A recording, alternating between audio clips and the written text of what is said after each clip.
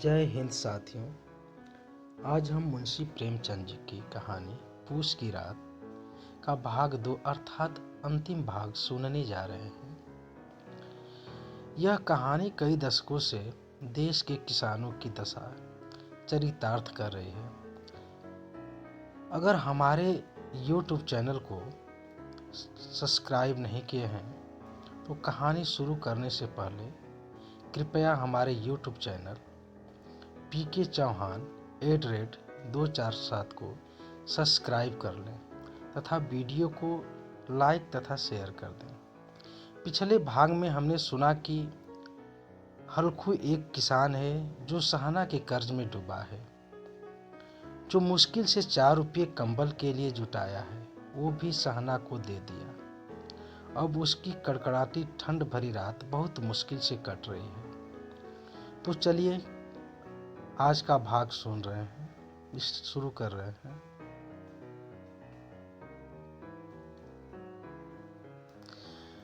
ठंड में नंगे पांव पर कंकड़ तो मानो तीर की तरह चुभ रहे थे।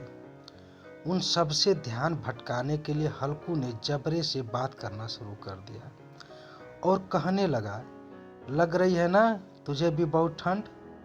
बस थोड़ी सी पत्तियां और इकट्ठा कर लेते हैं, फिर दोनों खूब आग सेकेंगे। हल्कू जितनी पत्तियां समेट सकता था समेट ली और मचान की ओर चल पड़ा।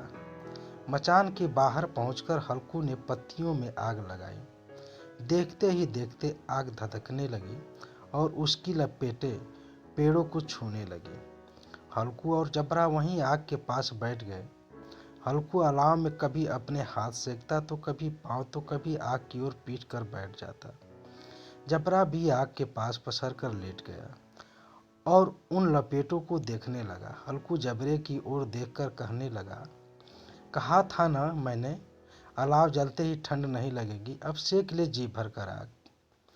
कुछ समय बाद वो आग की लपेटें जैसे कहीं गुम हो गई और पत्तियों का ढेर सिमट कर राख में बदल गया। अब तो बस कोई हवा का झोंका आता तो बच्ची कुची चिंगारी कहीं बीच में लाल लाल अनार के दाने से दिखाई देती। हल्कू राख की थोड़ी सी गर्माहट में वही चादर ओढ़े दुबक कर बैठा हुआ था, लेकिन जैसे जैसे रात बढ़ती जा रही थी ठंड उसे और जकड़ने लगी थी। कुछ देर बाद हल्कू वहीं राख के ढेर के पास लेट गया। हल्कू को नींद आने ही वाली थी कि जबरा फिर से अचानक उठ गया और खेत की ओर जोर जोर से भौंकने लगा। हल्कू के कानों में भी कुछ आवाजें आ रही थी, जैसे जानवरों का बड़ा झुंड खेतों में घुस गया हो और उसकी फसल चर रहा हो। जानवरों की हलचल की पूरी आवाजें हल्कू के कानों में पड़ रही थी। हल्कू आंखें मूंदे ही सोचने लगा कि जबरे के होते हुए आखिर कोई जानवर खेतों में कैसे घुस सकता है। जरूर मुझे कोई धोखा हो रहा होगा। हल्कू ने आंखें खोले बिना ही जबरे को आवाज लगाई, लेकिन जबरा खेतों की ओर मुंह किए जोर जोर से भौंकता रहा पर उसके पास नहीं आया। कुछ देर बाद खेत में चरने की आहटें तेज हो गई और अब हल्कू को पूरा यकीन हो गया कि खेत में जरूर जानवर घुस आए हैं। अपने आलस को झकझोरते हुए हल्कू आधे मन से उठकर बैठ गया। इस कपकपाती ठंड में उठकर खेत में जाना और फिर जानवरों को भगाना उसे बेहद मुश्किल सा लग रहा था। हल्कू वहीं बैठे बैठे जबरे को आवाज देने लगा। हल्कू की आवाज सुनकर जबरा और भी जोर से भौंकने लगा। खेतों में नीलगाय का झुंड घुस आया था, जो पूरी तैयार फसल को चरने के साथ ही उसे तहस नहस किए जा रहा था। जबरा अपना गला फाड़ फाड़ कर भौंके जा रहा था, जैसे ही उन्हें वहां से चले जाने को कह रहा हो। इस बार हल्कू ने पक्का इरादा करते हुए खुद को समझाया और चादर को शरीर पर लपेटे हुए खेत की ओर जाने के लिए कदम बढ़ाने लगा। हल्कू कुछ कदम ही चला था कि अचानक तेज हवा के झोंके ने उसके कदम रोक लिए। हल्कू को ऐसा लगा कि जैसे किसी ने सैकड़ों सुइयां उसके शरीर में चुभ हो दी हो और उसका पूरा शरीर अकड़ गया हो। हल्कू दौड़ता हुआ राख के ढेर के पास आया और पास पड़ी लकड़ी से उसे कुरेदने लगा ताकि उसके शरीर को कुछ तो गर्माहट मिले। जबरा खेतों के पास भौंकता रहा और हल्कू उस पर राख के ढेर के पास सिकुड़ कर बैठा रहा, जैसे उसे किसी ने जकड़ रखा हो। गाय के झुंड ने देखते ही देखते पूरे खेत को तहस नहस कर दिया। हल्कू उसी राख के पास चादर ताने सो गया और जानवरों के जाने के बाद जबरा भी हांफते हुए हल्कू के पास आकर बैठ गया।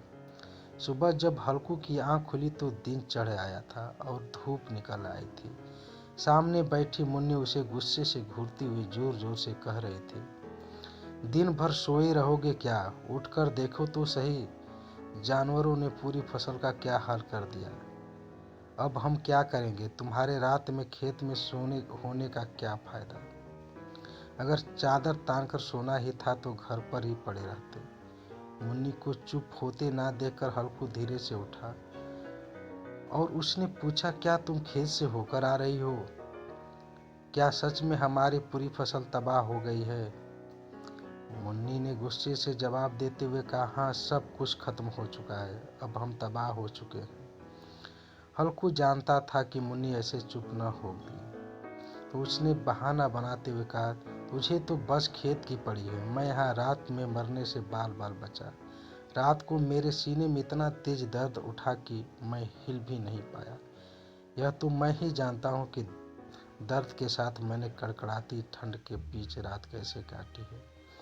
हल्कू की बात सुनकर मुन्नी कुछ न बोली। फिर दोनों खेत के पास आ गए और बुरी तरह से रौदे हुए खेत को देखने लगे। खेत की दुर्दशा देखकर मुन्नी के चेहरे पर उदासी छा गई और वह मन ही मन सोचने लगी कि अब गुजारा कैसे होगा। पर हल्कू के चेहरे पर एक अलग शांति थी। मुन्नी ने चिंता जताते हुए हल्कू से कहा, लगता है अब मजदूरी करके ही दिन काटने पड़ेगी। हल्कू ने चेहरे पर हल्की सी मुस्कान बिखेरते हुए कहा, चलो कम से कम अब इन सर्द रातों में यहाँ सोना तो नहीं पड़ेगा। कहानी से सीख, मजबूरी में इंसान को कई बार न चाहते हुए भी कठिन फैसले लेने पड़ते हैं जो हमारे भविष्य को प्रभावित कर सकते हैं। विपदा कभी भी आ सकती है, इसलिए हमेशा चौकस रहना जरूरी है। साथियों, कहानी समाप्त हुई। कहानी सुनने के लिए आप सबका धन्यवाद।